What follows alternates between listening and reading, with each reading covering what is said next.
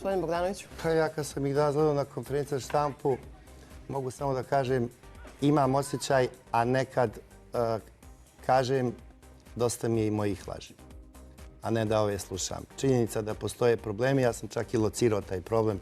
Danas nisam baš previše bio ni upućen, ali nije mi se svidjela situacija ta da su im supruge otišle dole. Reću vam i zašto. Prvo, to je i jedna, mislim da je jako loša organizacija, sam koncept da u hotelu imate jako puno ljudi koji ne pripadaju stafu Fudbalskog saveza, samih fudbalera. Drugo, to je jedna generacija fudbalera jako talentovana i realno dobra. Međutim, oni nisu oslužili vojni rok, nijedan od njih. Kad oslužiš vojni rok, onda znaš da možeš i moraš da izdržiš bez djevojke, žene, roditelja najmanje 5-6 mjeseci ako si dobar vojnik pa te pusti na odsustvo 2 dana.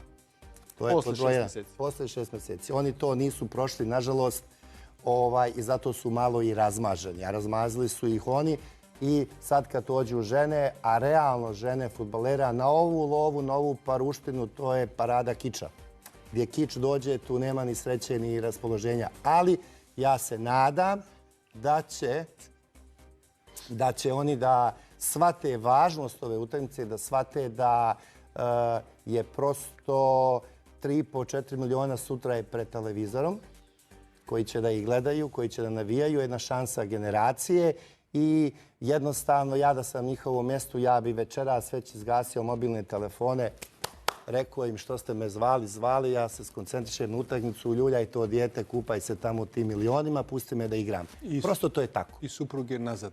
Ne moraju da se vrati nazad, samo me pustite, uključit ću telefon, znači negdje po korejskom vremenu 22:30 kad se završi utakmica, nadam se u dobrom raspoloženju, ali jedan profesionalni fudbaler treba mir.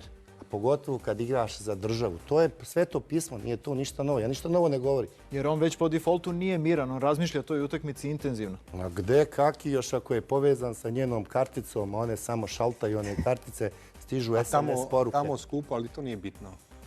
Pa Dule je rekao, Dule Albijanić nam je rekao da je isto kao u Beogradu.